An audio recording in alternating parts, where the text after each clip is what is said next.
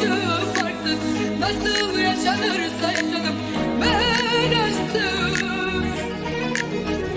Güneşin doğuşu batışı farksız, nasıl yaşanırsa